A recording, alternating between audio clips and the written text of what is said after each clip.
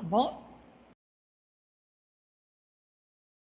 Vocês vão compartilhar ou querem que eu compartilhe a tela para vocês? Melissa?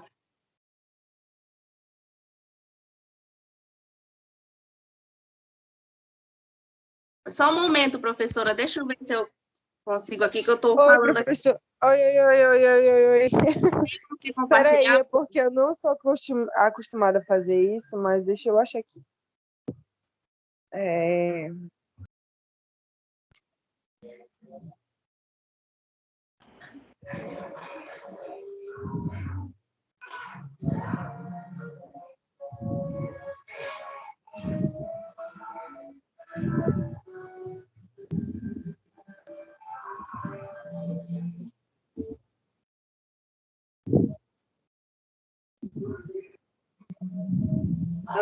Marcelo, eu não sei, o Marcelo, eu estou vendo ele aqui, mas eu não... Eu tô aqui, mas é que eu tô sem celular, lembra? Aconteceu um problema. Aí eu tô preocupada contigo. Tá vendo aqui o que você tá falando. E a Marta, que eu não estou vendo aqui. Cadê a Marta? Estou aqui, Cida. Bom dia. Gente, é porque eu realmente não sei fazer isso. Deixa eu ver se eu consigo. Peraí. Eu não tô achando, ó. Tu tem que compartilhar a tela, amiga. Tu tem que abrir primeiro o teu arquivo, aí depois tu vai voltar no teu Times. Aí vai ter lá um botão vermelho, compartilhar tela. Aí vai aparecer tudo que tem na tua tela. Por isso tu precisa deletar tudo que tem na tela e deixar aberto só o slide. Entendeu?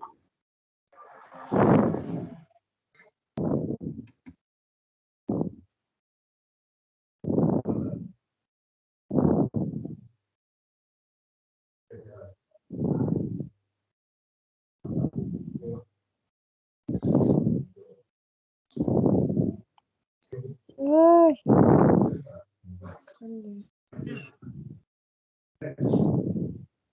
Ai, eu tô mostrando aqui.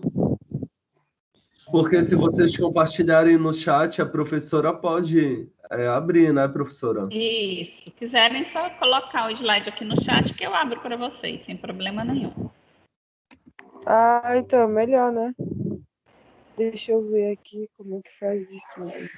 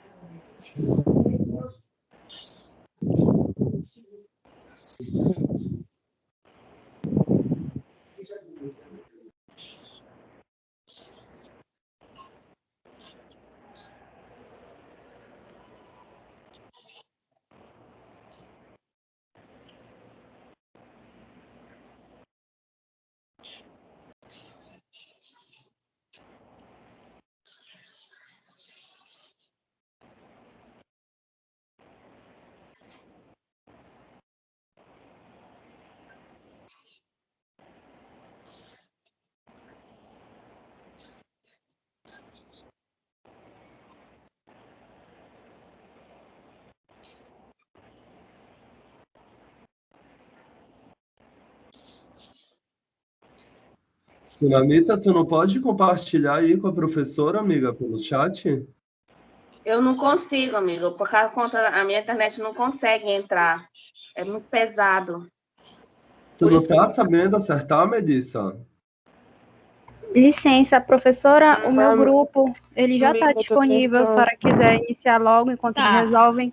Tá, então vamos fazer o seguinte, Marcelo, vocês tentem me mandar aqui pelo chat, a gente vai para a equipe da Amanda, aí quando eles terminarem vocês apresentam, tá bom? Aí, Tá, enquanto isso, vocês ficam me mandando aqui pelo chat. tá ótimo. Agiliza aí, Tá. Melissa, por favor. Então vamos lá, Amanda.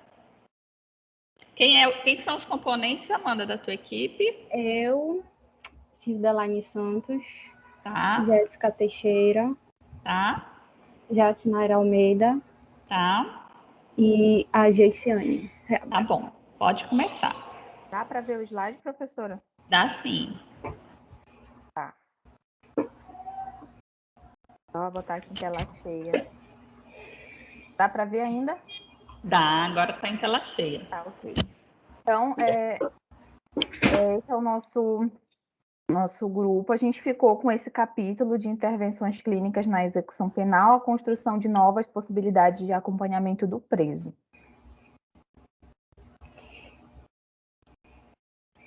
Então, eu e a Cidelaine, né, vamos começar introduzindo o nosso assunto. Inicialmente, né, as demandas da psicologia nessa interface com o direito eram em relação às avaliações psicológicas, né, tanto no Brasil como no mundo. Então, no Brasil, essa inserção da atuação dos psicólogos na psicologia jurídica, ela teve seu início lá na década de 60. Mas foi de forma gradual, né, lenta. Então, ela ficou regulamentada de fato apenas em 1984, que quando foi a regulamentação da entrada dos psicólogos nas equipes de trabalho com os detentos.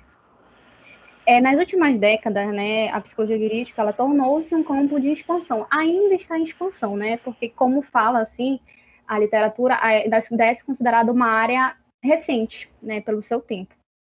Enfim, então, durante seu campo, sua expansão, né, o seu crescimento, amadurecimento, 4 eixos dessa área, eles ficaram mais conhecidos atualmente, né, que são a criança e adolescente, a família, execução penal e a saúde mental. Porém, recentemente, nos últimos tempos, tem se entrado mais em pauta, ficado mais em evidência, outras áreas, como no caso da atenção às vítimas de crime e violência, que o texto cita. Então, a atuação da execução penal, ela também tem recebido muitas críticas e contestações por parte da psicologia jurídica, por conta das demandas do próprio sistema jurídico ultrapassarem os limites da atuação ética dos psicólogos, né? Como no caso do exame criminológico. Apesar dele ter sido entrado em desuso, né, atualmente ser usado mais comumente a avaliação psicológica. O exame criminológico ele vai ter por objetivo avaliar os efeitos de um tratamento penal na subjetividade dos sentenciados, para que a partir dele seja possível prever a sua reincidência prisional. Mas ele vai ser melhor falado à frente, tá bom? A forma da avaliação usada no exame criminológico, ele tem as suas bases fundamentadas a partir de uma teoria criminológica, né, cujo maior representante dela é o italiano Lombroso. A proposta dele ficou conhecida na escola positivista e acreditava-se que essa proposta dele, essa teoria, trazia mais cientificidade ao campo da pesquisa sobre o crime. Anterior às ideias de Lombroso, vigorava o pensamento da criminologia clássica, que inclusive serviu de base para estabelecer o sistema prisional do direito penal. Então, de um lado, se tinham os criminólogos que ordenaram a lei, né, penal e o aprisionamento como execução, e de outra, em contrapartida, os positivistas, né, que se preocupavam em estudar os chamados delinquentes. Tá, ok. Já posso continuar, Amanda? Ah, tá. Mas antes de a gente entrar para falar sobre essa escola clássica, né, eu já vou introduzir nas problemáticas dessa escola positivista, né? Então, como é que começou esses debates envolvendo a psicologia no âmbito penal? Tudo começou, como a Amanda falou, com essa questão do exame psicológico, que era pautado nessa predição de comportamento, né? Então, o objetivo era, como ela falou, obter prognósticos, que esses prognósticos iriam beneficiar, né, ou iriam prejudicar o sujeito preso. E aí a principal característica dessa escola positivista é justamente estudar a natureza do crime, a gênese, a origem.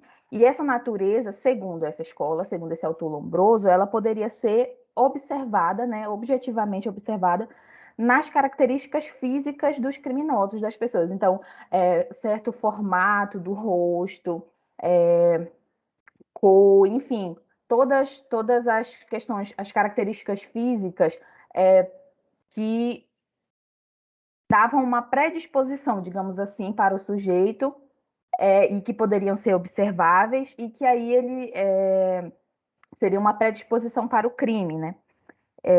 E aí essa ideia de previsibilidade, né, dos fenômenos psíquicos baseados nessas características físicas é uma ideia assim muito errônea, né, contraditória, é uma grande problemática nessa ideia, porque se você for estabelecer a gênese desse ato criminoso por características físicas, você vai estar ignorando toda a realidade social, todos os aspectos, né, sociais de diferentes classes da sociedade. E isso vai abrir porta para quê? Para discriminação, para preconceito, para segregação racial, para segregação social. Então, essas características físicas que eles estudavam eram vistas aonde? Nas comunidades periféricas, nas pessoas negras, nos imigrantes. Então, era uma porta aberta para o preconceito e para a discriminação. Então, a partir disso, é óbvio que a avaliação psicológica ela que se fundamenta por uma ótica, sim, né, dessa escola positivista, seria, no mínimo, equivocada uma avaliação que se pauta por essa ótica. Por quê? Porque o processo de avaliação ele vai precisar se ater a todos os fatores ambientais, todos os aspectos subjetivos de uma pessoa que influenciam ela no seu comportamento, né? Além de também ser uma prática muito antiética, preconceituosa e sem fundamento científico, porque essa ideia não tem fundamentação científica, né? Por mais que ele tenha tentado, mas hoje não é mais aceita. E o agravante dessa concepção ainda é que, infelizmente, essa concepção ela não vai se restringir apenas ao campo teórico, né? Ela também vem para cá, para o meio social, essa concepção. Então, as pessoas, né, no senso comum, digamos, no mundo comum, sem ser no mundo teórico, elas passam a incriminar as áreas periféricas, né, as pessoas que possuem essa, entre aspas, predisposição física para o crime, e o Estado também vai deixar de prover recursos e políticas públicas, e tudo isso vai resultar numa precariedade e vulnerabilidade ao crime. Então, essa é uma grande crítica que o texto também vem trazendo, e a gente tentou aprofundar mais, em relação a essa escola positivista, e o porquê que uma avaliação psicológica não pode se pautar por essa ótica.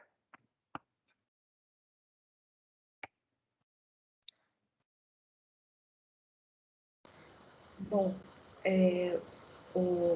o artigo ele também traz um tópico sobre o positivismo em criminologia e as políticas criminais e a psicologia. Então, aqui a gente vai ver um pouco como que foi essa transição da escola clássica para a escola positivista, né? Que o principal representante é o Lombroso, o italiano. Desculpa. Acerca do que foi visto nesse trecho, podemos perceber que a escola clássica criou a prisão com o intuito de punição, tendo em vista problemas que eram evidenciados pelo poder. Então, aqui a gente percebe que a escola clássica estava apenas tentando conter, né, todas aquelas situações que estavam ali acontecendo. E então o Lombroso surge, né, com a ideia da avaliação psicológica, justamente para ir mensurando como é que se dava, né, os criminosos, os perigosos da época.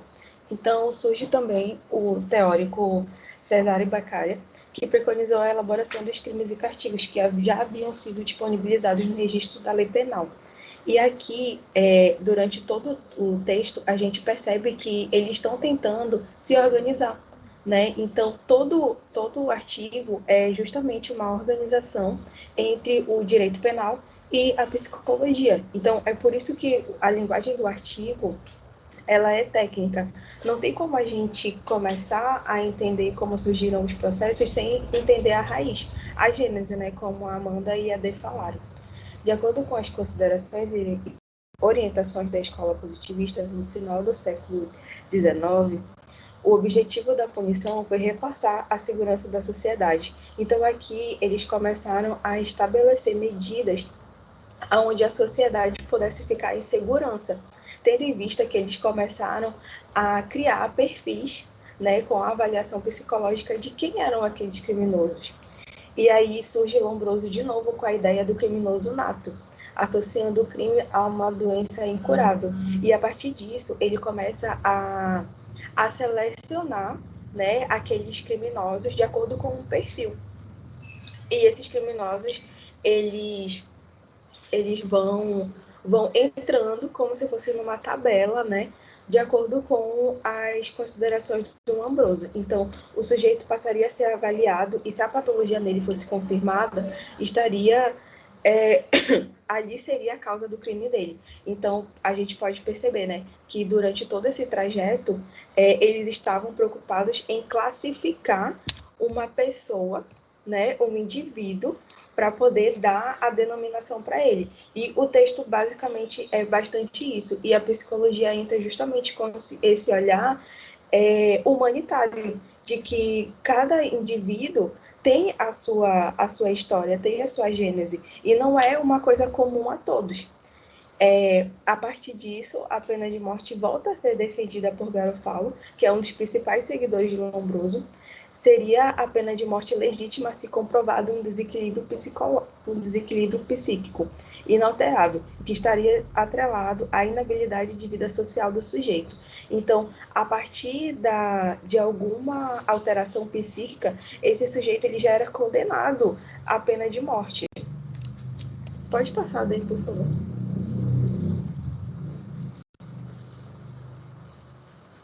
Tá, eu vou só fazer um contraponto para poder entrar no da Jace aqui. Aí, a partir disso, a pena de morte, ela volta a ser defendida, né? E assim, de acordo com essa incapacidade do indivíduo, as técnicas de diagnóstico e mediação, elas surgem para a gente poder aferir, avaliar e prever quem seriam esses perigosos e qual seria o destino deles. Diante disso também surge o mito da periculosidade, que até hoje ele é um tema central das políticas criminais. A demanda por avaliação psicológica ainda é dominante. Esse fato por si só é questionável, pois a atuação do psicólogo na esfera penal amplia-se para muito além, abrangendo a participação das comissões técnicas e promoção a respeito dos direitos humanos, e a elaboração de estratégias e projetos de reinserção social, e principalmente a escuta do sofrimento psíquico.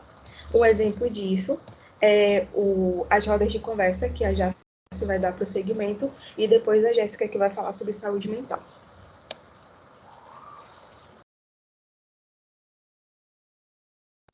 Bom dia.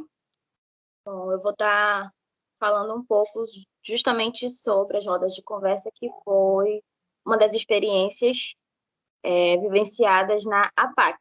Tá? A APAC, o texto explica que é uma organização, né, da sociedade civil, que significa Associação de Proteção e Assistência ao Condenado.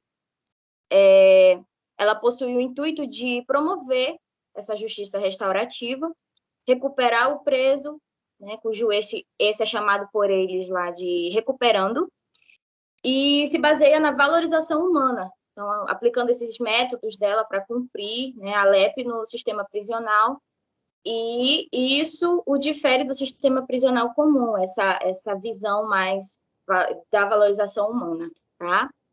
A APAC também ela tem uma perspectiva mais ampla, assim, ela busca também oferecer uma proteção à sociedade e socorro às vítimas, tá? O objetivo é que a pena do recuperando esteja voltado para o retorno dele à sociedade.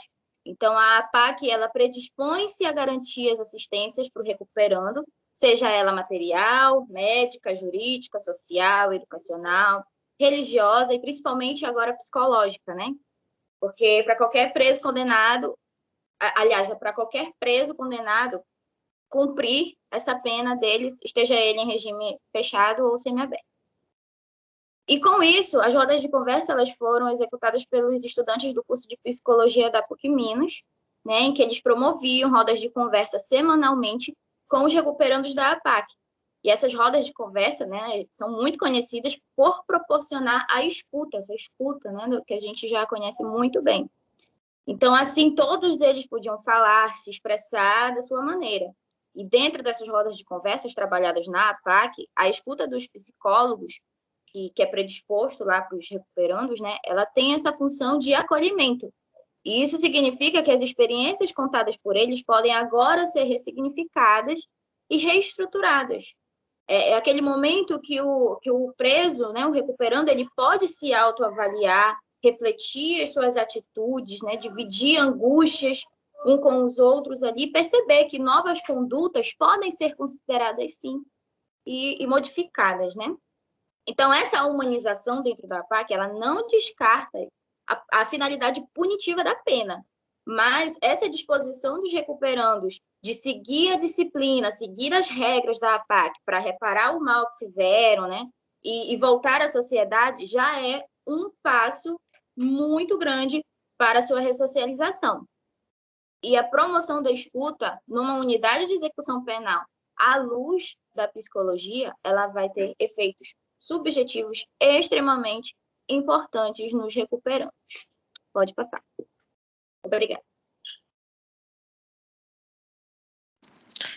Bom dia a todos, né?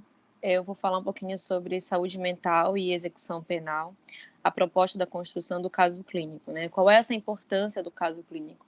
Para me introduzir bem rápido, todo mundo sabe o que é saúde mental, né? O estado daquele indivíduo, de como ele vai reagir em situações adversas em relação às suas emoções, né? Como ele vai lidar com as suas emoções em relação àquele conteúdo que está sendo presente no meio que ele está vivendo. Bom, o texto, a cartilha, ele vai trazer 2 autores nesse tópico, que é o autor do caso clínico, que é o Ivan, e o Carlos, né?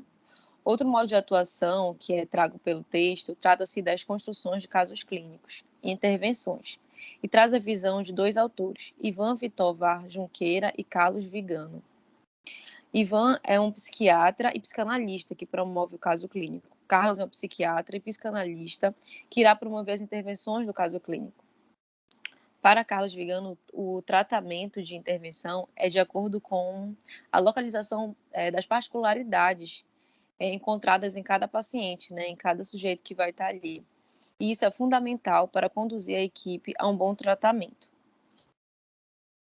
O texto, a cartilha, vai trazer um caso clínico, tá? Eu vou tentar falar, assim, brevemente do caso clínico, mas é uma coisa muito interessante e também muito, como eu posso dizer para vocês, verdadeira, né?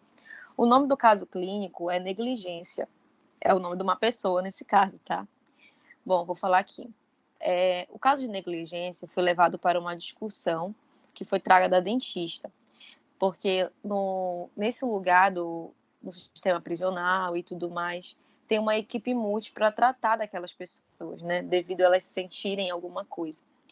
O negligência, o caso dele foi levado de uma dentista devido ao quadro clínico de estomatite recorrente grave e otites repetidas, né? Estomatite é uma infecção na boca e a otite repetida é tipo uma inflamação no ouvido.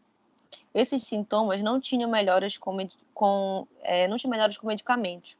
Os atendimentos com os demais profissionais da saúde, ele se queixava de estar para baixo, com negligência, sentindo falta da família e dos irmãos. Relatos de que... Vocês estão conseguindo me ouvir, gente? Que estou de fome aqui. Sim, amigo. tá tudo bem. Tá, o relato que chegou... ele teve relatos que ele tentou se matar também. Logo depois, evitou contato com parentes, teve atitudes depressivas. Tanto os médicos quanto os dentistas que prescreviam os remédios, né, para que ele melhorasse da otite, da estomatite, esses remédios não estavam mais fazendo efeito. E a equipe se viu, não é incapaz, a equipe se viu para baixo em relação a como eles estavam tratando ele. Então, eles começaram a perceber que precisaria de algo a mais para paciente negligente, né? Negligência, que muitos colocaram aqui. Quando esse paciente ele foi ouvido, ele contou um pouco da história dele, né? Contou que seu pai saiu da casa quando ele tinha 5 anos, sua mãe trabalhava o dia inteiro, fumava todos os dias. Ele diz que se sentia negligenciado e abandonado, e fez uso de tabaco e depois de maconha. Abandonou a escola, se envolveu com o tráfico, mas ele fala no texto, né, com negligência, que ele nunca se envolveu com guerra, que nesse caso a tradução é tipo assalto, e nunca matou ninguém. Conheceu uma moça, morou com essa moça e o pai da moça, né, o sogro nesse caso. O sogro era policial, mas sabia da história de vida dele e se identificava com ele, né, ou seja, gostava dele. Conheceu essa moça tinha 16 anos e ele tinha 19. Eles se casaram e tiveram filhos. O casamento acabou porque ele foi preso.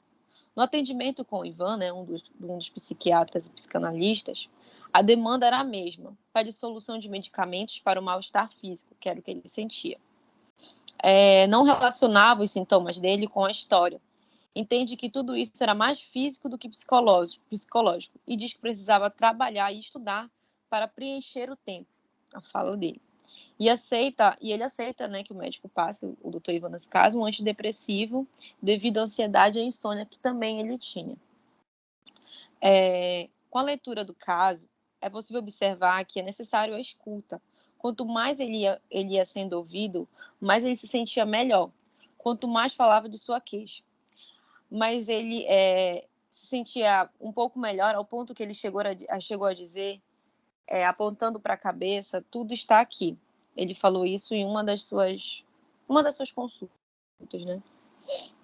Ele começou a entender sobre os sintomas dele psicológicos de uma forma distorcida, mas ele começou a entender. E começou a desaparecer os sintomas físicos. Isso ocorreu, sobretudo, quando ele começou a trabalhar, ganhar corpo. E de estar satisfeito. O trabalho faz parte do social, e isso é bom para ele, né? Mesmo que, às vezes, os sintomas de estomatite e otite retornem.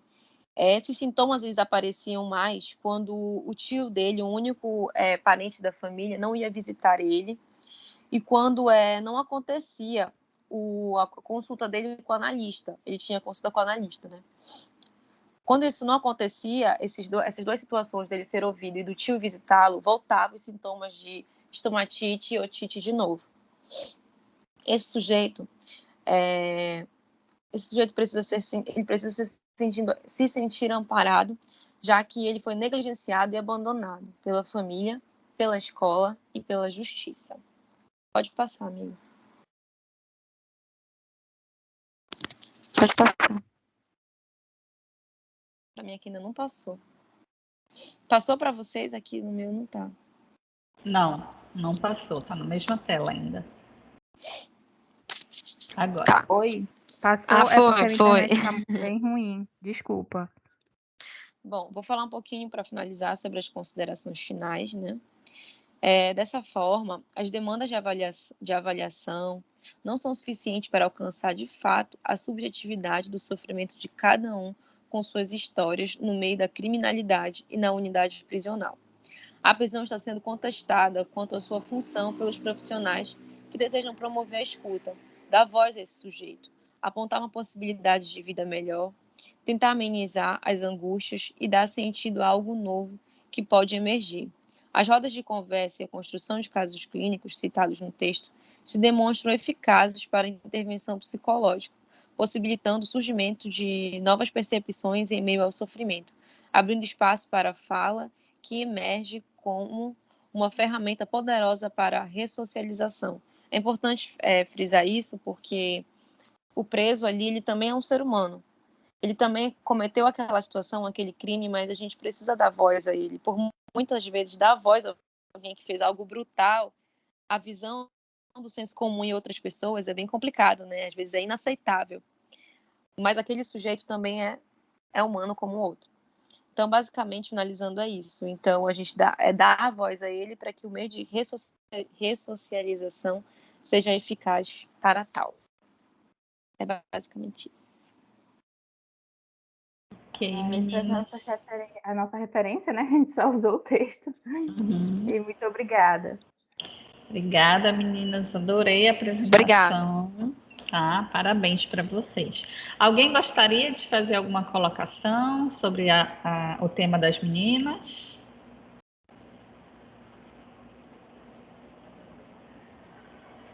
Não? Então vamos seguir, que a gente já está estourando aqui. Ainda temos A mais minha 12. tela saiu, professora? Já Saiu, né? saiu, tá? Saiu, amiga. Aí me lembrem só de mandar a parte escrita, tá, meninas? Mandem no meu Ok, já e-mail. vou mandar. Tá bom, muito obrigada.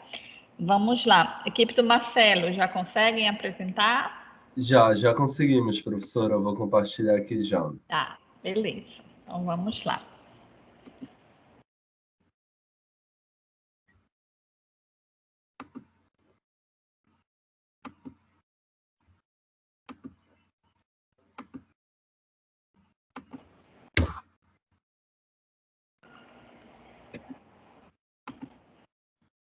E aí, apareceu aí, professora? Ainda não. Não? E Não. agora? Ainda não. Tá, peraí, então, só um minuto.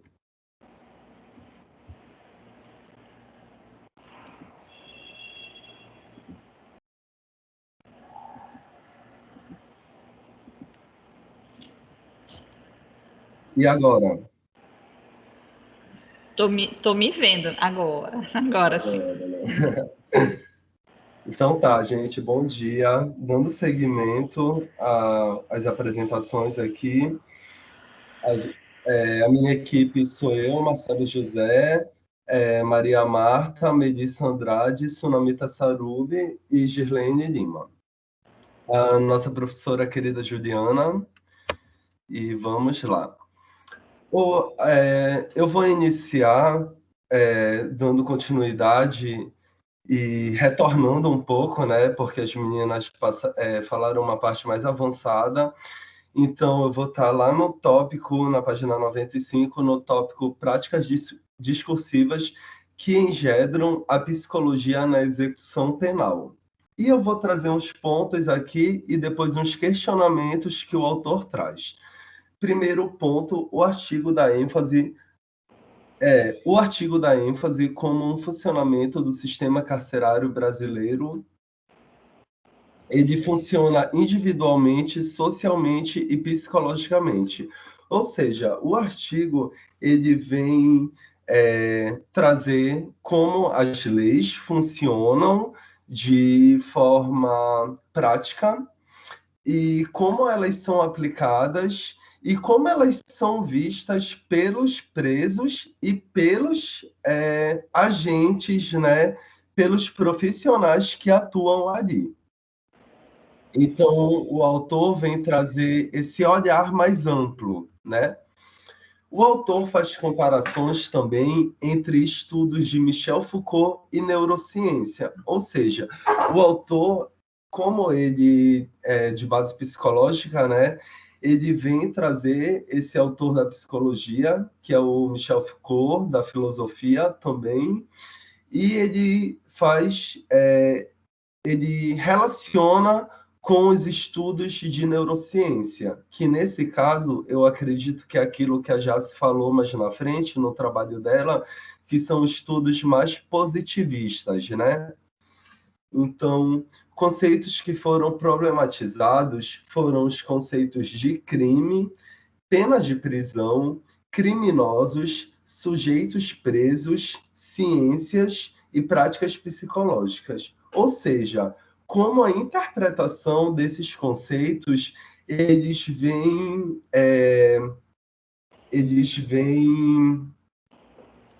alterar na subjetivação do sujeito. O que ele vem influenciar, na verdade, a palavra é essa, na subjetivação do sujeito preso, né? Essa situação do perfil do criminoso começa a ser potencializador para as... Olha, não, estou lendo errado. Essa situação do perfil do criminoso começa a ser potencializada por experiências infantis precarizadas ou negligenciadas em cuidados afetivos básicos. Bom, esse último tópico, a Jéssica, a nossa amiga, ela explicou bem que é aquele link que a psicanálise faz, né? Da nossa infância com a nossa vida adulta. O que eu fiz, ou o que foi negligenciado para mim lá atrás, está tendo consequência na minha vida adulta. Então, é isso. E agora, eu fiz mais uma anotação assim, aqui, que eu trouxe 4 questionamentos que o autor faz, e eu vou deixar assim, eu vou falar um pouco, claro, né, sobre o questionamento, mas eu vou deixar assim para que cada um faça a sua leitura. A senhora está me escutando, professora, bem? Sim, estou ouvindo bem. Tá. O artigo se constitui em cima de alguns questionamentos. Qual a influência das chamadas pesquisas do cérebro? Então, essa pesquisa do cérebro eu associei com esses estudos positivistas e das atuais exageradas preocupações preventivas sobre violência para as práticas psicológicas no conceito prisional. Como a ênfase e a objetivação do conceito de psicopatia produzem modos de subjetivar o sujeito preso como altamente perigoso e temível. Ou seja, o que implica o conceito de psicopatia atrelado com o criminoso. Será que todo criminoso é psicopata? Será que todo psicopata é criminoso? Eu acredito que é esse questionamento que ele vem trazer. E mais à frente, para a pesquisa ficar mais interessante, eu vou trazer um conceito básico de psicopatia. Como a crença na impossibilidade de recuperação de sujeitos presos, denominados como violentos, coloca em questionamento os investimentos e atenções disponibilizados a eles por psicólogos que atuam no sistema prisional. Ou seja, o que essa figura do sujeito preso, essa figura de que ele é um assassino, de que ele é sangrento, de que ele mata, de que nós devemos temer e isolar esse sujeito, o que isso nos influencia na hora do nosso atendimento como psicólogo? Isso influencia alguma coisa? Certo. Agora, para finalizar minha fala, eu vou trazer um conceito de psicopatia. Um dos maiores estudiosos contemporâneos no assunto, o psicólogo canadense Robert Hare, considera que psicopatia como a forma mais grave de manifestação do transtorno de personalidade antissocial. Haveria, portanto, diversas nuances de manifestação desse transtorno, em cujo o extremo, no ápice da sua perversidade, se encontraria a psicopatia, reservada a indivíduos sem empatia, sem remorso e sem culpa. Então, só para finalizar aqui, certo? E eu vou fechar aqui meu microfone agora para as meninas darem continuidade.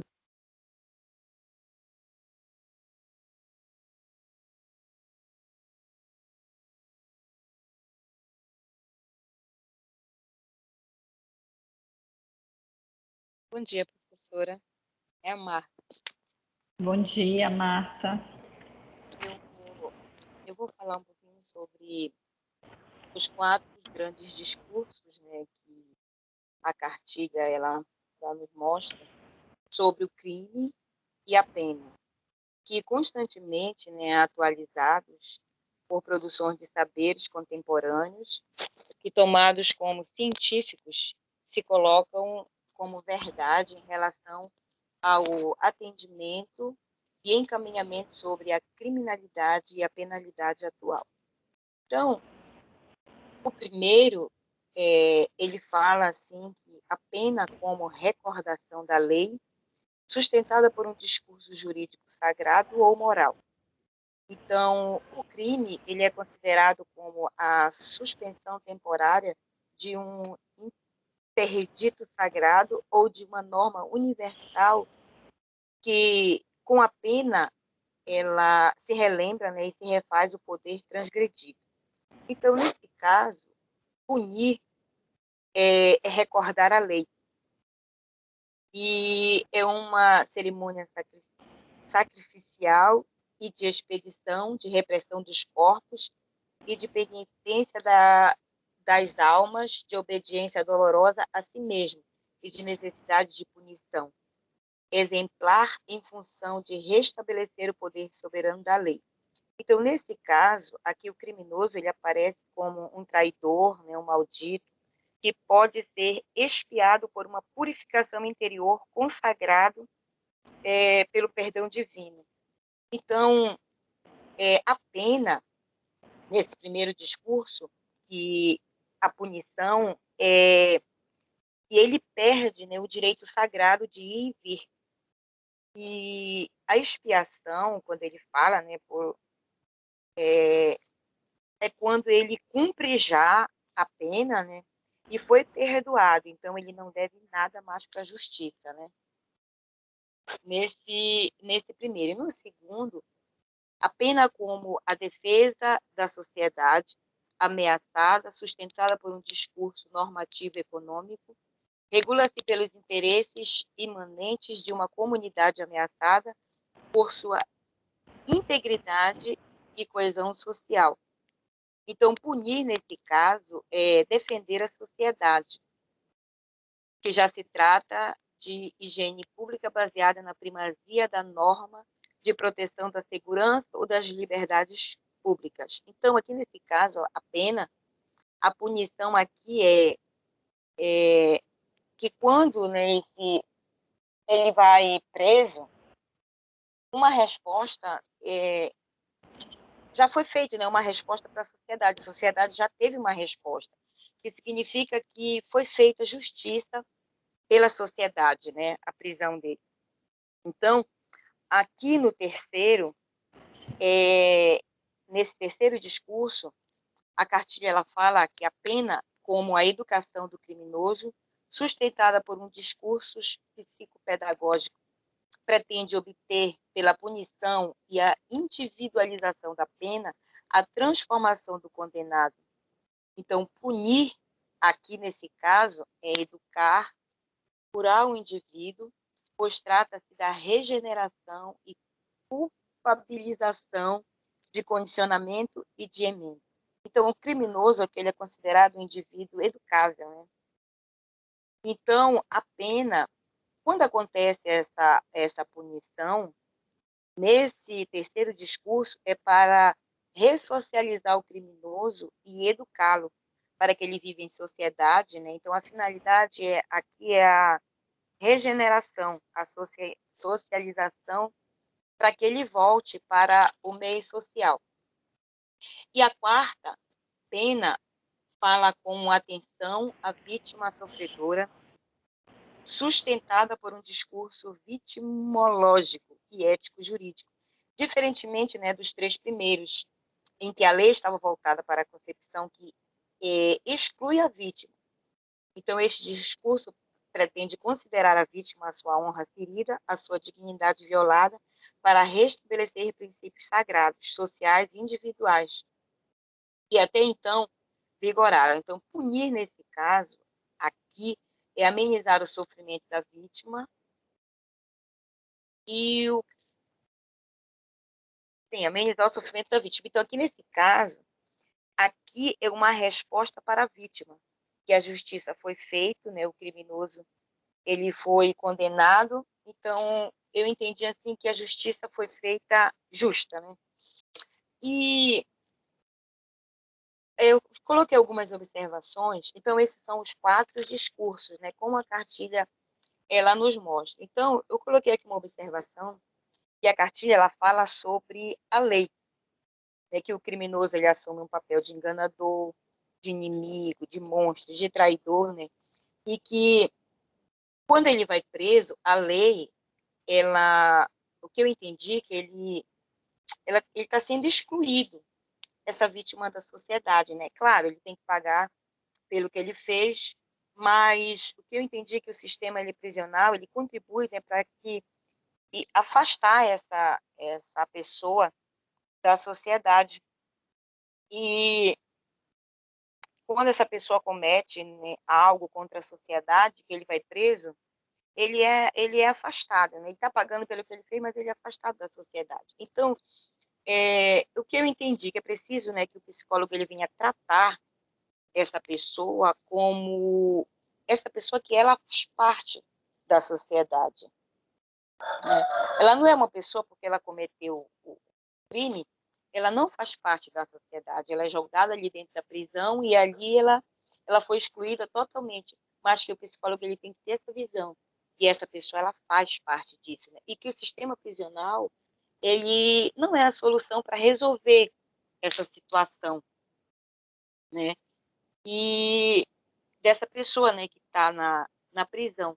Mas, e sim, o que eu entendi, né, que o acompanhamento psicológico com prevenção, promoção de saúde, a escuta para essa pessoa que está ali no cárcere, tudo isso vai contribuir com certeza para a melhora dele, para uma mudança, até uma preparação para ele, para que ele volte, quando ele sair de lá, para o convívio, né, para a sociedade.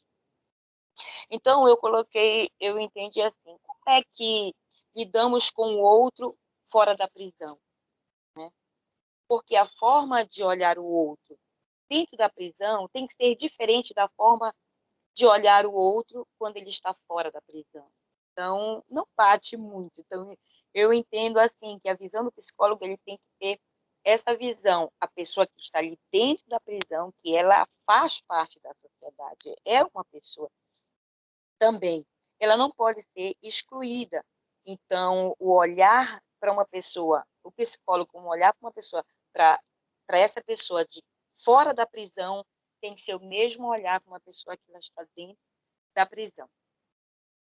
E esse último tópico, né, as ciências biológicas do crime e seus efeitos segregatórios, que ela separa, né, isola do resto. Então, os discursos científicos, o que a cartilha ela fala, e ter os discursos científicos e tecnicistas das neurociências acerca das causas e origens dos processos atuais de criminalização na sociedade moderna com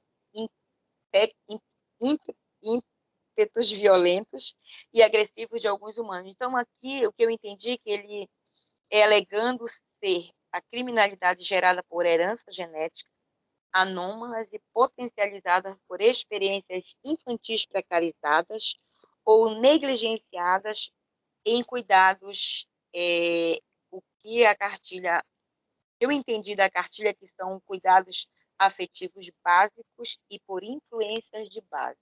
Isso que reflete como ele foi ensinado, né? A base dele reflete o hoje, né?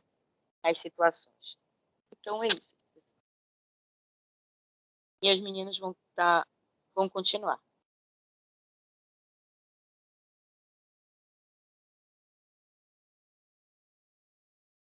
Bom dia. Sou eu, né, amiga? Cadê o slide, Bom gente? dia. Tá aparecendo aí pra vocês? Eu não tô abrindo aqui pra mim. Tá aparecendo. Pra mim tá. Tá bom, eu vou falar um pouco sobre. Ela já começou falando, né, dos discursos que sustentam essas práticas penais e o modo de ser criminoso. O segundo discurso, né, que fala da pena como uma defesa da sociedade ameaçada, sustentada por um discurso normativo econômico. As teses lombrosianas da olha, vou falar, viu? Esse texto tem cada palavra difícil. Da degenerescência e do evolucionismo, que eu pesquisei, significa a revolução, né? Arcaico, se atualiza e são aparentemente mascaradas pelas novas tecnologias de exame e diagnóstico, inclusive psicológico. mostrando-se presente nas concepções de sujeito e nos conceitos utilizados que justificam tais discursos, articulando todos, considerando que o processo de secularização e de separação entre o castigo público e externo e a penitência confessional e divina mostra-se falacioso, pois a separação entre crime e pecado, que antigamente ocorreu parcialmente, se reproduz constantemente na atualidade pela interferência e influência do absolutismo sagrado e dicotômico entre o bem e o mal na esfera penal e criminal. Esse processo de secularização dos direitos mostra-se ilusório desde sua proposição, pois aquilo que deveria garantir uma separação dos valores morais e religiosos da esfera da justiça no processo de construção do Estado social e penal laico demonstra a ilusão de que os sujeitos humanos se constituíram como se não afetados por referência de saber, poder vigente no Estado moderno, como seriam as questões morais e religiosas. Então, eu falo, né, o quanto esse discurso religioso ele aparece, né, nas penalidades, e quanto que os valores afetivos, religiosos, interferem nas ações humanas, pensamentos, emoções, sentimentos e decisões, quanto ao que se define como crime e pena, tutelando os criminosos às instâncias decisórias e impositivas que segmentam, separam e discriminam os mesmos pelo que são, não somente pelo que fazem. O discurso religioso ele tem muito isso, né, de culpar, de falar das penitências divinas. E é um longo caminho que vem sendo trilhado, né, nos últimos séculos nas questões penais e científicas, porque elas não conseguem mostrar ciente das impossibilidades reais de eliminação de valores morais e religiosos. Então, enfrenta essa dificuldade, né, ainda a ciência de separar desse cunho religioso que ainda é muito latente como esse modo de ser criminoso. E aí ele vem e fala um pouco sobre essas leis, né, que punem esse ser humano que pratica esse pecado ou esses crimes. E aí é isso, a Sula vai continuar falando. Bom dia. Bom dia. Eu vou falar aqui. Pode passar, Marcelo.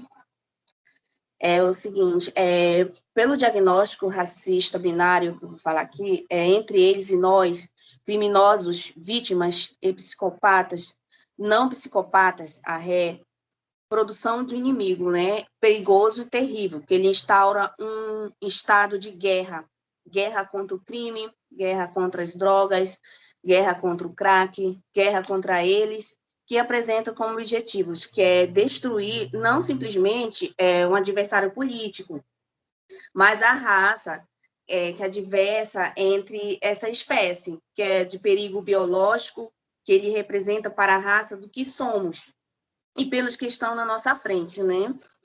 E diante desse objetivo, das formas de pensar que a criminalidade contemporânea e suas penalizações, o conhecimento científico acerca do crime e da pena, ela produz uma subjetividade cada vez mais maqueísta e legitimadora de penas mais duras e punitivas para com esse ser considerado atrativo natural, que deve ser eliminado por todas as formas possíveis de pena pública e torna-se um motivo de um morto-vivo com um homem-múmia, para o sistema neoliberal e seus mantenedores acríticos. O homem criminoso, ele é especialmente o sujeito preso, no caso é o indivíduo preso, que é o primordial para que o biopoder realize no corpo humano a separação absoluta do vivente e do falante, e não do homem, que o homem, ele fazendo com que ele sobreviva enquanto tiver utilidade, e reduzindo no estado de sobrevivida biológica, na sua dimensão residual, que é humana, ou seja, uma vida vegetativa. E, por fim, retornando a alguns questionamentos iniciais, cremos que as pesquisas do cérebro naturalizam e colam a noção da criminalidade a determinados sujeitos, que vêm os presos, que considerados portadores, né, de características genéticas e biológicas e biográficas específicas. Quando a psicologia ela atua no contexto prisional, ela busca classificar, né, identificar desse sujeito, ela se utiliza no seu poder, saber para sustentado qual sistema segregacionista, né, que é violento, para que os sujeitos que ele deveria zelar e cuidar. Então, ele busca um suposto conhecimento científico acerca de origens da criminalidade. E isso ele tende como um compromisso social, na pretensão de defesa social. Então, a psicologia ela torna-se instrumento de uma engrenagem sutil, porém extremamente eficaz, que é a determinação de relações sociais binárias, que é os maniqueístas, e, consequentemente, mortíficas, que é com todos, né? Então, é isso, professora. Tem as considerações finais que passando, e foi um trabalho, e a Girlene não pôde participar por conta que ela está com problema na internet dela, mas foi isso, professora. Ok, meninas e meninos, muito obrigada, muito boa a apresentação de vocês, né? Então, vocês estão conseguindo, né, compreender como é que funciona o sistema prisional. Vamos lá, para finalizar o assunto de hoje, a Daniele, né? Daniele, chegou, Felipe? Oi, professora, sim, ele está... Tá. Vamos lá. Daniele, Felipe. Aí a Aline, qual é a outra que não veio? Amanda Manaia. Amanda Manaia e Aline Oliveira. Tá.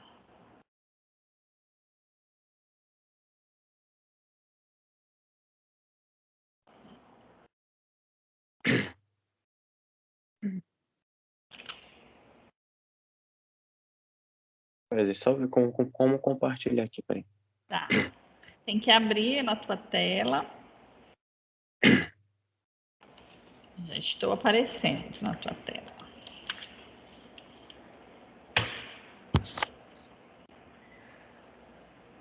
Meu Deus, tá aparecendo, professora?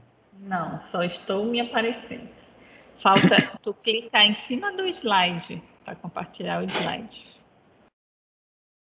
Tu clicou, acho que na tua área de trabalho. Apareceu? Não. Peraí. Agora. Apareceu agora. Isso. Falta só deixar em tela cheia. Agora. Ai, meu Deus. Peraí. Agora. Bom dia, professora. Nosso grupo é a Aline Oliveira, né, que por motivo de saúde não pôde vir, a Amanda Manaia, a Dani e eu, né? No caso, vou falar bem breve, no caso, o contexto histórico do nosso trabalho. Como teve uma reviravolta, né? Então, vou falar bem breve, né? Vou falar um pouco sobre o contexto histórico.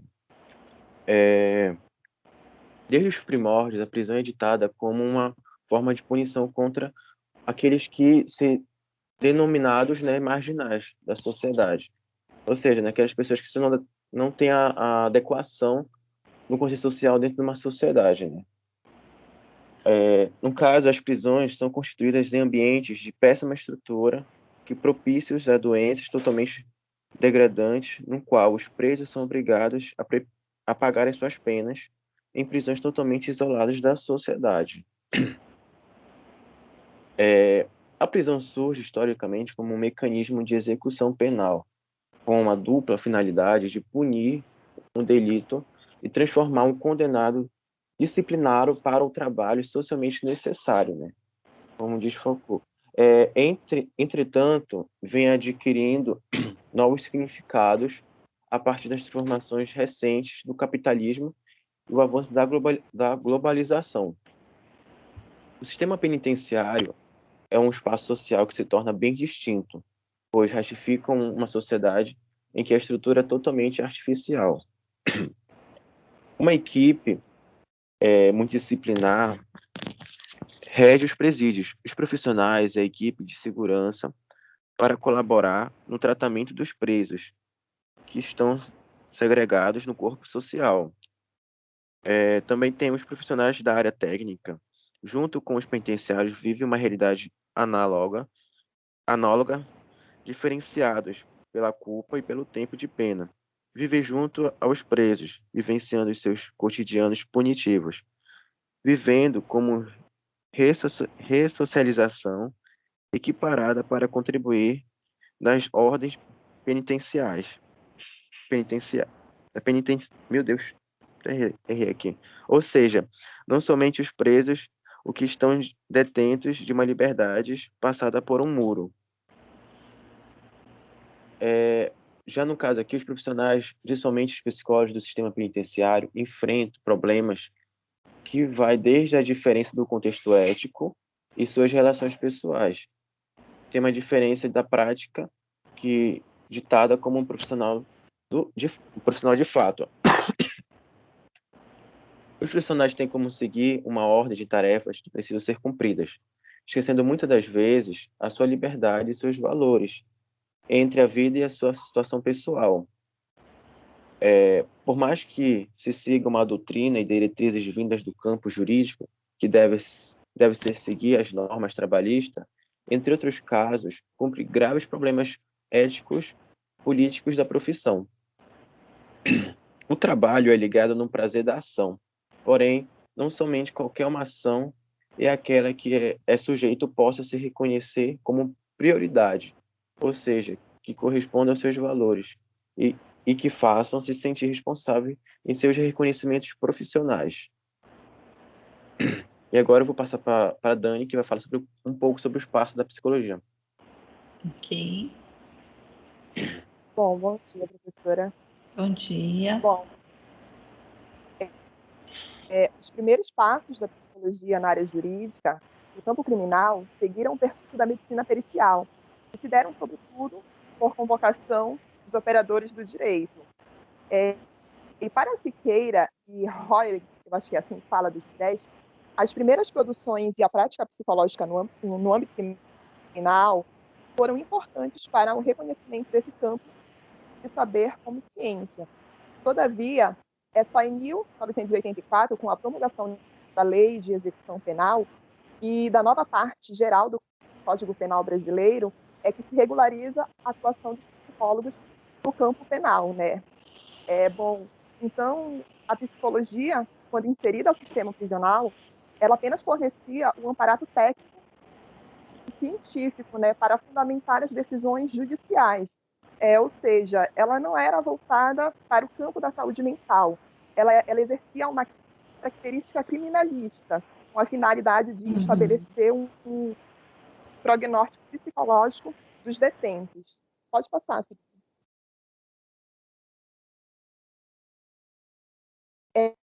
Bom, e em 2010, o Conselho Federal de Psicologia publica a polêmica resolução de número 9, com a finalidade de regulamentar a atuação do psicólogo no sistema prisional, proibindo a realização do exame criminológico e a participação em instâncias e ações cujo objetivo fosse a prática punitiva ou disciplinar. E esse conflito de interesses culminou em alterações no texto apresentadas por meio da resolução de número 12, ratificando a prática de perícia psicológica para subsídios de decisões judiciais, respeitando os preceitos éticos e, portanto, coibindo qualquer prática estigmatizadora de aferição de periculosidade e prognósticos criminológicos, né? Então, a partir dessa nova resolução, a atuação do psicólogo nos presídios elas passam a assumir já uma nova característica, né, que possibilita ao profissional uma atuação mais livre de valorização aos direitos humanos. E é diante dessas mudanças que o trabalho do psicólogo se torna um desafio a ser trilhado dentro dos presídios. Pode passar, Felipe. Trabalhar nas prisões, né? Os profissionais da psicologia no campo prisional, eles enfrentam uma dramática própria, que vai de encontro a princípios éticos e convicções pessoais reguladoras da prática profissional. Eu entendo que eu entendi na leitura do texto, né, que esse trabalho, depois que aconteceu essa resolução, se torna assim, como diz o texto, né, uma dramática, porque os psicólogos, eles, na nossa formação, né, a gente que está estudando, a gente entende, lida com a ética, né, a moral, os direitos do ser humano, né, independente do crime que ele cometeu. A gente entende que todo sujeito, né, precisa ter os seus direitos valorizados, né? E muitas vezes, quando um psicólogo inserido no sistema prisional, ele bate de frente com um sistema, né, que é um sistema nocivo, e ele acaba muitas vezes se acomodando às práticas, né, do próprio sistema, né? Ele não se insere ali quanto psicólogo, né? Ele acaba não atuando de acordo com os seus princípios, de acordo com as suas éticas, né? E o texto, ele vem trazer também uma perspectiva de atuação emancipatória nas prisões. E ele vai falar sobre a construção de uma psicologia do trabalho prisional, né? Ele traz essa ideia, né, de uma construção de uma psicologia do trabalho prisional. E o trabalho de ressignificação das atividades prisionais requer do psicólogo um olhar mais abrangente, né? Um olhar que vai além das aplicações de tarefas como as redes de apoio penitenciário, os trabalhos em grupos e os atendimentos individuais, o que certamente são estratégias de grande valor. Entretanto, destaca-se a importância e a necessidade de elaborações de atividades que tragam para os detentos uma nova perspectiva de vida, uma nova forma de se descobrir enquanto sujeito, adquirindo possíveis novas habilidades, né? Mesmo se tratando de algo desafiador que vai à contramão do sistema mortífero dos presídios, a implantação de uma psicologia do trabalho prisional é uma proposta muito significativa para trabalhar com os detentos aspectos relevantes e conflitantes que eles vivenciam ali diariamente, né? Aspectos como a inatividade mortífera, que contribui em grande parte para a falta da reconstrução pessoal desses detentos, atribuindo para que não haja nenhuma mudança de comportamento e eles saiam dali ainda mais propícios a cometer novos erros e voltarem novamente para uma vida encarcerada. Então, a psicologia do trabalho carcerário, ela tem muito a contribuir dentro das penitenciárias, né, porque ela possibilita aos detentos novas possibilidades de recursos criativos, garantindo que tenham uma dignidade enquanto pessoa preservada e que possam, por meio dessas oportunidades, buscarem uma melhor forma de vida quando inseridos novamente à sociedade. Bom, professora, essa foi a nossa apresentação, né? Eu já me resumi aqui em toda a minha fala, e aí vai a nossa referência bibliográfica, e foi essa a nossa apresentação. Essa foi a compreensão que eu tive a respeito do texto, e a gente começou de trás para frente, né? Então, eu achei que tá ok. Parei por aqui. Obrigada. Tá ótimo, professora. Tá bom.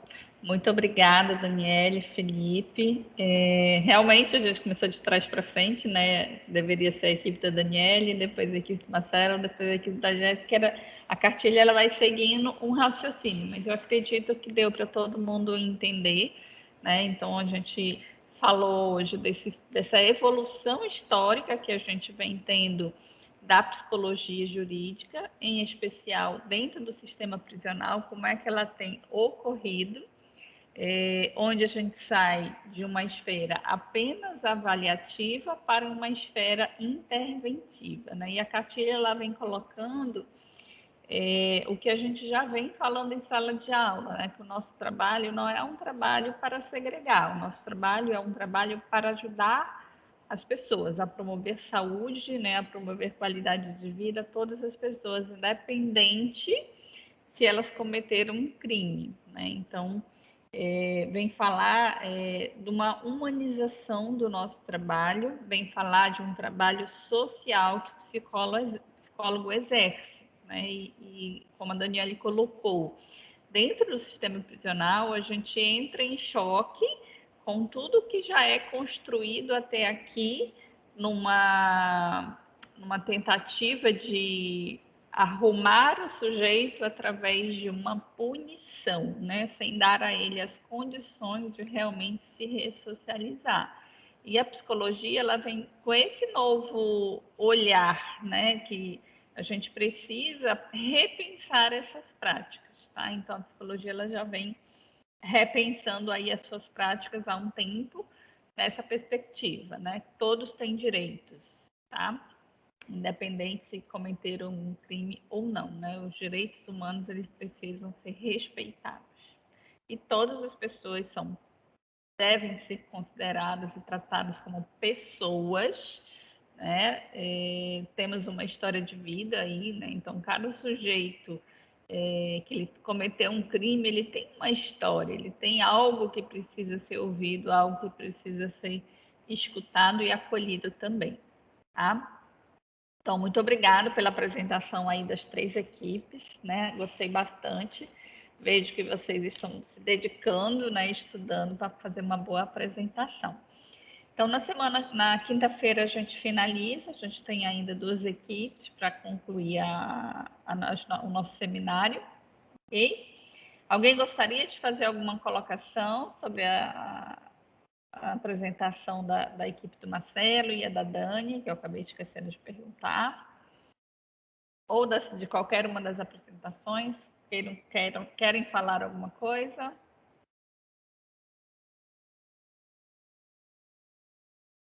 Não? Então,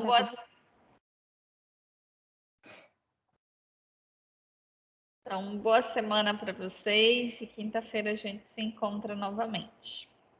Beijo grande, gente. Tchau, professora. Obrigado. Tchau, de nada. Tchau, Dani. Tchau, professora. Bom dia.